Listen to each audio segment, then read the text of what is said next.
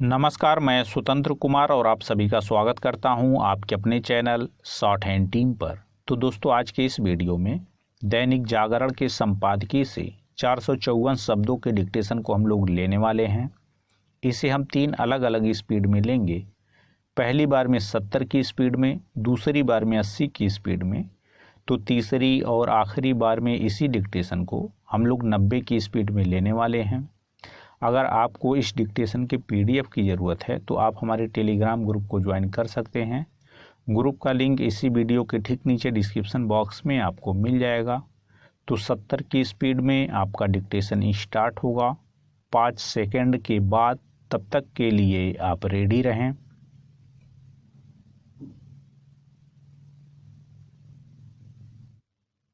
Start.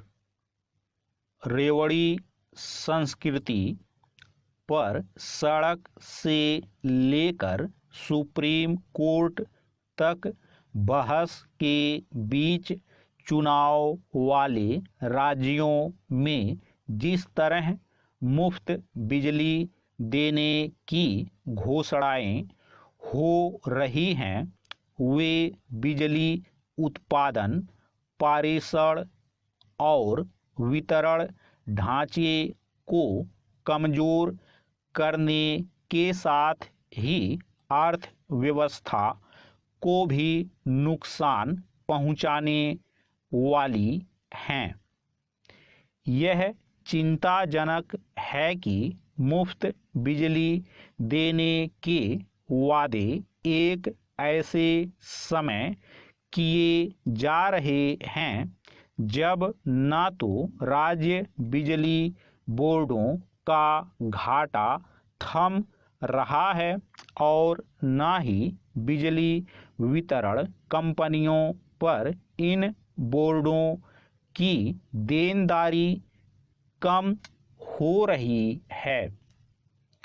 इस स्थिति के बाद भी इसमें संदेह है कि उन राजनीतिक दलों पर कोई असर पड़ेगा जो चुनावी लाभ हासिल करने के लिए मुफ्त बिजली देने के वादे करने में लगे हुए हैं।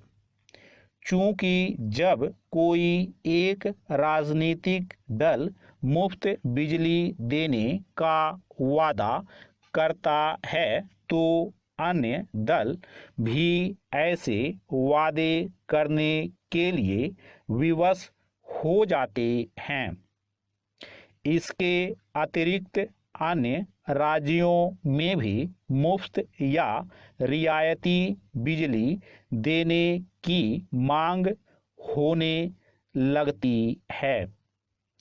पिछले दिनों तो तेलंगाना के मुख्यमंत्री के चंद्रशेखर राव ने यह घोषणा कर दी कि यदि 2024 में गैर भाजपा सरकार बनी तो देश भर के किसानों को बिजली के साथ पानी भी मुफ्त दिया जाएगा।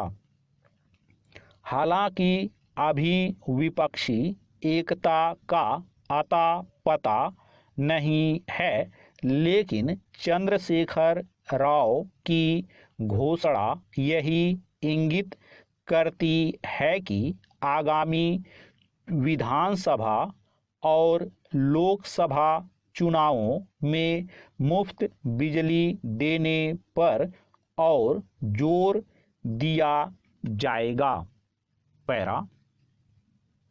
समस्या केवल यह नहीं कि एक के बाद एक राजनीतिक दल मुफ्त बिजली देने का वादा करने में लगे हुए हैं, बल्कि यह भी है कि वे इसके औचित्य को इसके बाद भी सही ठहराने में लगे हुए हैं कि इससे बिजली बोर्डों की हालत और अधिक खस्ता हाल हो रही है। निसंदेह निर्धन वंचित वर्गों को रियायती मूल्य पर बिजली देना समझ आता है, लेकिन इसका कोई औचित्य नहीं कि सक्षम लोगों को भी लागत से कम मूल्य पर या फिर मुफ्त बिजली दी जाए। जब भी कहीं मुफ्त बिजली दी जाती है तो उसका दुरुपयोग शुरू हो जाता है। अक्सर यह बिजली चोरी या फिर घरेलू बिजली के व्यावसायिक इस्तेमाल के रूप में सामने आता है। हालांकि सभी राजनीतिक दल इससे अवगत हैं कि अतीत में जिन राज्यों ने मुफ्त बिजली देने का काम किया वे किस तरह मुश्किलों से घिरे, फिर भी वे चेतने का नाम नहीं ले रहे हैं। ऐसे कुछ राज्यों के बिजली बोर्डों की आर्थिक स्थिति इतनी खराब हुई कि वे बिजली की सामान्य आपूर्ति करने में भी सक्षम नहीं रहे। जिस तरह राज्यों के बिजली बोर्ड घाटे से नहीं उबर पा रहे हैं, उसी तरह बिजली वितरण कंपनियां विद्युत उत्पादक कंपनियों को समय पर भुगतान नहीं कर पा रही हैं। एक आंकड़े के अनुसार बिजली वितरण कंपनियों की देनदारी 1 लाख करोड़ रुपए से अधिक है। स्टॉप। दोस्तों, इसी डिक्टेशन को दूसरी बार में हम लोग 80 की स्पीड में लेंगे और आपका समय स्टार्ट होगा 5 सेकंड के बाद। तब तक के लिए आप रेडी रहें।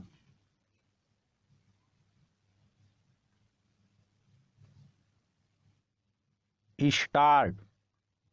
रेवड़ी संस्कृति पर सड़क से लेकर सुप्रीम कोर्ट तक बहस के बीच चुनाव वाले राज्यों में जिस तरह मुफ्त बिजली देने की घोषणाएं हो रही हैं, वे बिजली उत्पादन, पारेषण और वितरण ढांचे को कमजोर करने के साथ ही अर्थव्यवस्था को भी नुकसान पहुंचाने वाली हैं। यह चिंताजनक है कि मुफ्त बिजली देने के वादे एक ऐसे समय किए जा रहे हैं जब न तो राज्य बिजली बोर्डों का घाटा थम रहा है और न ही बिजली वितरण कंपनियों पर इन बोर्डों की देनदारी कम हो रही है। इस स्थिति के बाद भी इसमें संदेह है कि उन राजनीतिक दलों पर कोई असर पड़ेगा जो चुनावी लाभ हासिल करने के लिए मुफ्त बिजली देने के वादे करने में लगे हुए हैं। चूंकि जब कोई एक राजनीतिक दल मुफ्त बिजली देने का वादा करता है तो अन्य दल भी ऐसे वादे करने के लिए विवश हो जाते हैं। इसके अतिरिक्त अन्य राज्यों में भी मुफ्त या रियायती बिजली देने की मांग होने लगती है। पिछले दिनों तो तेलंगाना के मुख्यमंत्री के चंद्रशेखर राव ने यह घोषणा कर दी कि यदि 2024 में गैर भाजपा सरकार बनी तो देश भर के किसानों को बिजली के साथ पानी भी मुफ्त दिया जाएगा। हालांकि अभी विपक्षी एकता का अता पता नहीं है, लेकिन चंद्रशेखर राव की घोषणा यही इंगित करती है कि आगामी विधानसभा और लोकसभा चुनावों में मुफ्त बिजली देने पर और जोर दिया जाएगा। पैरा, समस्या केवल यह नहीं कि एक के बाद एक राजनीतिक दल मुफ्त बिजली देने का वादा करने में लगे हुए हैं, बल्कि यह भी है कि वे इसके औचित्य को इसके बाद भी सही ठहराने में लगे हुए हैं कि इससे बिजली बोर्डों की हालत और अधिक खस्ता हाल हो रही है। निसंदेह निर्धन वंचित वर्गों को रियायती मूल्य पर बिजली देना समझ आता है, लेकिन इसका कोई औचित्य नहीं कि सक्षम लोगों को भी लागत से कम मूल्य पर या फिर मुफ्त बिजली दी जाए। जब भी कहीं मुफ्त बिजली दी जाती है तो उसका दुरुपयोग शुरू हो जाता है। अक्सर यह बिजली चोरी या फिर घरेलू बिजली के व्यावसायिक इस्तेमाल के रूप में सामने आता है। हालांकि सभी राजनीतिक दल इससे अवगत हैं कि अतीत में जिन राज्यों ने मुफ्त बिजली देने का काम किया वे किस तरह मुश्किलों से घिरे, फिर भी वे चेतने का नाम नहीं ले रहे हैं। ऐसे कुछ राज्यों के बिजली बोर्डों की आर्थिक स्थिति इतनी खराब हुई कि वे बिजली की सामान्य आपूर्ति करने में भी सक्षम नहीं रहे।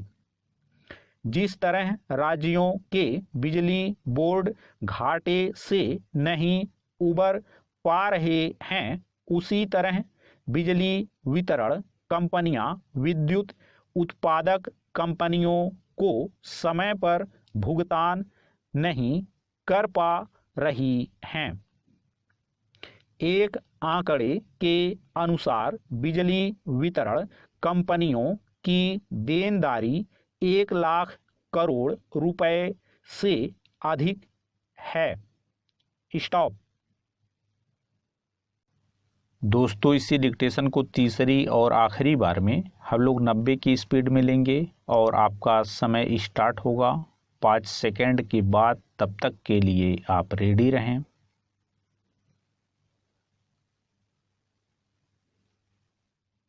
स्टार्ट। रेवड़ी संस्कृति पर सड़क से लेकर सुप्रीम कोर्ट तक बहस के बीच चुनाव वाले राज्यों में जिस तरह मुफ्त बिजली देने की घोषणाएं हो रही हैं, वे बिजली उत्पादन, पारेषण और वितरण ढांचे को कमजोर करने के साथ ही अर्थव्यवस्था को भी नुकसान पहुंचाने वाली हैं। यह चिंताजनक है कि मुफ्त बिजली देने के वादे एक ऐसे समय किए जा रहे हैं जब न तो राज्य बिजली बोर्डों का घाटा थम रहा है और न ही बिजली वितरण कंपनियों पर इन बोर्डों की देनदारी कम हो रही है। इस स्थिति के बाद भी इसमें संदेह है कि उन राजनीतिक दलों पर कोई असर पड़ेगा जो चुनावी लाभ हासिल करने के लिए मुफ्त बिजली देने के वादे करने में लगे हुए हैं। चूंकि जब कोई एक राजनीतिक दल मुफ्त बिजली देने का वादा करता है तो अन्य दल भी ऐसे वादे करने के लिए विवश हो जाते हैं। इसके अतिरिक्त अन्य राज्यों में भी मुफ्त या रियायती बिजली देने की मांग होने लगती है। पिछले दिनों तो तेलंगाना के मुख्यमंत्री के चंद्रशेखर राव ने यह घोषणा कर दी कि यदि 2024 में गैर भाजपा सरकार बनी तो देश भर के किसानों को बिजली के साथ पानी भी मुफ्त दिया जाएगा। हालांकि अभी विपक्षी एकता का अता पता नहीं है, लेकिन चंद्रशेखर राव की घोषणा यही इंगित करती है कि आगामी विधानसभा और लोकसभा चुनावों में मुफ्त बिजली देने पर और जोर दिया जाएगा। पैरा समस्या केवल यह नहीं कि एक के बाद एक राजनीतिक दल मुफ्त बिजली देने का वादा करने में लगे हुए हैं, बल्कि यह भी है कि वे इसके औचित्य को इसके बाद भी सही ठहराने में लगे हुए हैं कि इससे बिजली बोर्डों की हालत और अधिक खस्ता हाल हो रही है। निसंदेह निर्धन वंचित वर्गों को रियायती मूल्य पर बिजली देना समझ आता है, लेकिन इसका कोई औचित्य नहीं कि सक्षम लोगों को भी लागत से कम मूल्य पर या फिर मुफ्त बिजली दी जाए। जब भी कहीं मुफ्त बिजली दी जाती है तो उसका दुरुपयोग शुरू हो जाता है।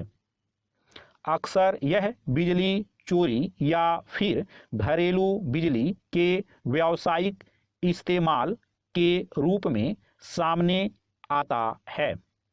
हालांकि सभी राजनीतिक दल इससे अवगत हैं कि अतीत में जिन राज्यों ने मुफ्त बिजली देने का काम किया वे किस तरह मुश्किलों से घिरे, फिर भी वे चेतने का नाम नहीं ले रहे हैं। ऐसे कुछ राज्यों के बिजली बोर्डों की आर्थिक स्थिति इतनी खराब हुई कि वे बिजली की सामान्य आपूर्ति करने में भी सक्षम नहीं रहे।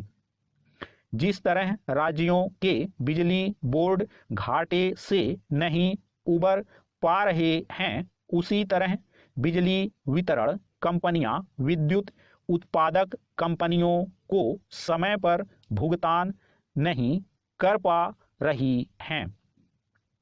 एक आंकड़े के अनुसार बिजली वितरण कंपनियों की देनदारी 1 लाख करोड़ रुपए से अधिक है। स्टॉप।